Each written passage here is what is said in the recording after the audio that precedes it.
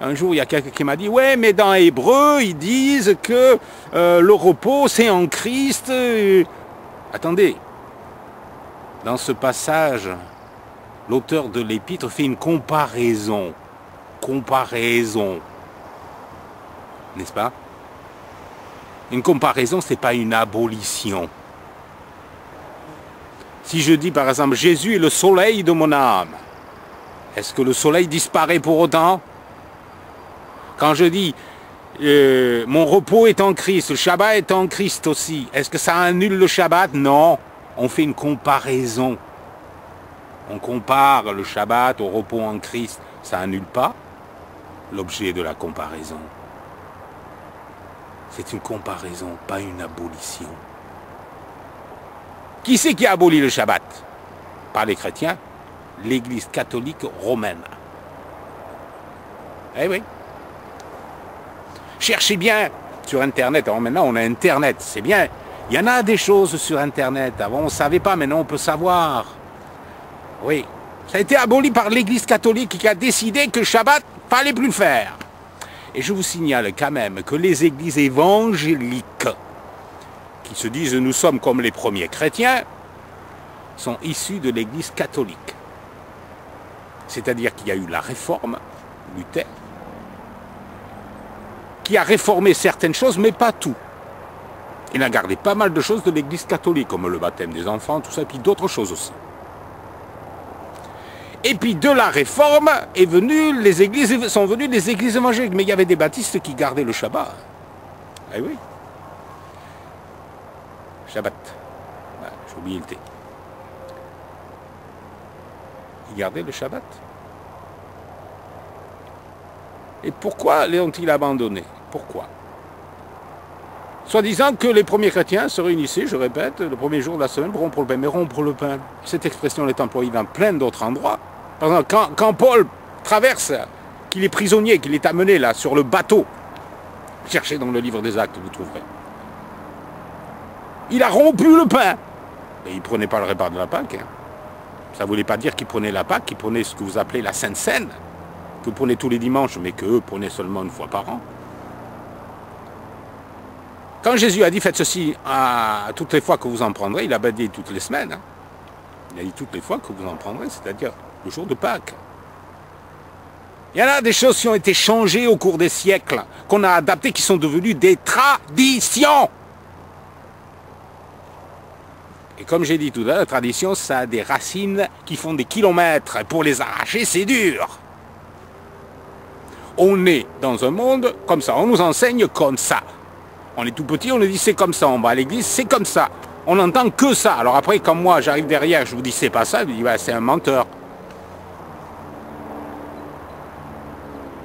Oui, mais notre croyance, elle repose sur quoi? Sur la tradition des hommes ou sur la parole de Dieu?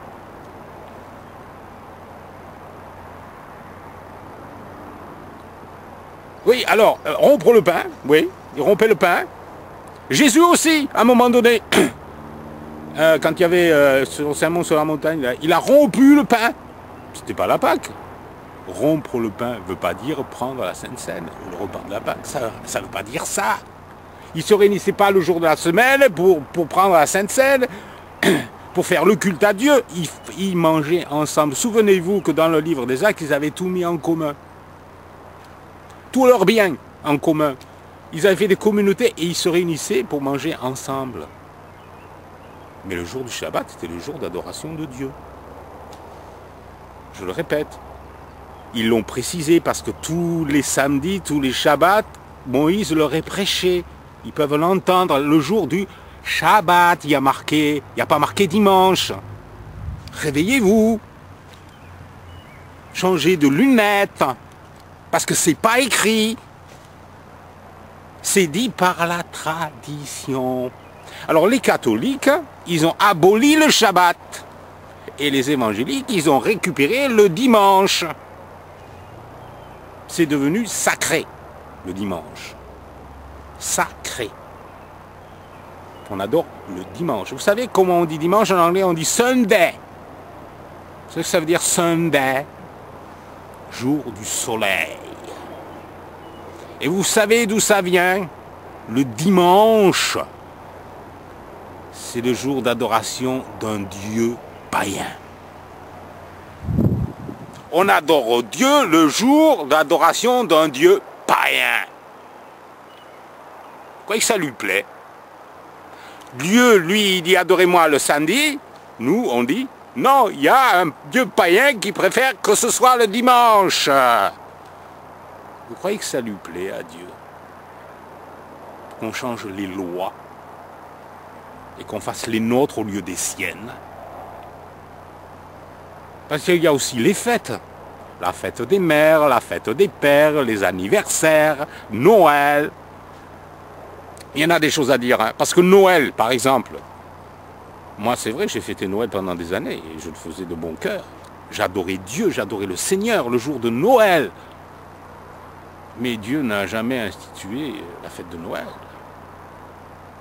Vous direz, ouais, ça n'existait pas dans l'Ancien Testament, ouais, je sais. Mais même dans le Nouveau, il ne le faisait pas. Les disciples n'ont jamais fêté la naissance du Seigneur. Jamais. Jamais. Non, ils fêtaient les fêtes que Dieu avait instituées. Ils ne fêtaient pas la fête des pères, la fête des mères, la fête de ceci, la fête de cela, parce qu'on en rajoute des fêtes, ça fait du commerce, ça fait travailler les gens et on vend des produits. Eh oui, c'est fait pour ça, les fêtes. Pour faire du commerce. La fête des papas, papa, j'ai ton rasoir. Ouais. L'aftershave. Ou n'importe quoi d'autre. Ouais, on vit dans Babylone.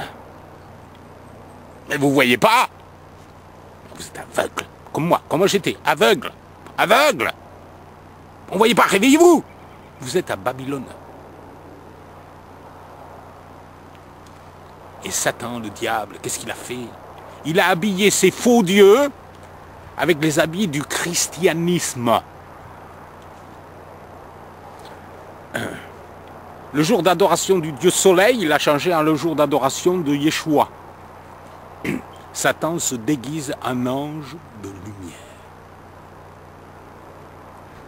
Et vous savez, la fête des mères aussi, la fête des pères, tout ça c'est lié avec des dieux païens.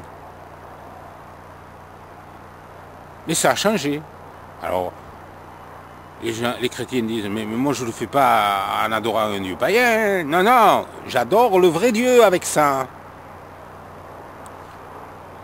Vous êtes-vous demandé si ça plaisait à Dieu de laisser tomber toutes les fêtes qu'il avait instituées pour les remplacer par des fêtes où derrière un drap où on a dessiné du christianisme, il y a un Dieu païen. Cherchez sur Internet l'origine de Noël. Vous allez voir, vous allez être étonné. Je ne pense pas que Dieu aime ça. Évidemment, ce n'est pas faute de la plupart des gens qui font ça honnêtement, sincèrement, et avec bonne foi, bon cœur. Ils veulent honorer Dieu en fêtant Noël. Et sans le savoir, ils le déshonorent. Je sais que pour la plupart c'est sincère. Ils ne font pas à mal. Ils font pour Dieu. Et s'il faut, même en disant ça, je ne vais pas vous convaincre de changer, mais c'est Dieu qui peut vous convaincre. Mais regardez en général dans le monde, Noël c'est quoi? La plupart des gens ne croient pas en Dieu. C'est un prétexte pour faire la fête. C'est le Dieu païen qui est derrière. Bien sûr, on y a greffé le Père Noël, c'est pas moi. Hein. Tout de suite. Je ne suis pas le Père Noël, non. Je ne vous porterai pas de cadeaux, c'est promis. Non, non, non. J'y ressemble, oui, c'est vrai. Je pourrais jouer dans un film le rôle du Père Noël. J'ai plus qu'à mettre un bonnet rouge, un habit avec des bords blancs et on me prend pour le Père Noël, c'est sûr. Une fois pour rigoler, j'ai dit à quelqu'un, je suis le Père Noël de Trouan, en anglais. Le seul vrai, c'est moi. Ah, mais ça fait rire les gens, mais bon. Sauf quand c'est les enfants, je leur dis pas. Ça peut y croire. Et Père Noël, les gens y croient plus qu'à Dieu. Tout est fait pour détourner les regards du vrai Dieu. Vous avez transformé mon temple en une caverne de voleurs. avait dit Jésus quand il est rentré dans le temple et qu'il y avait les vendeurs de pigeons. Il les a chassés avec un fouet. C'est exactement ce qu'on devrait faire. Prendre un fouet. Et chasser tout ce qui ne va pas dans notre vie. Et revenir à la Torah, à la parole de Dieu.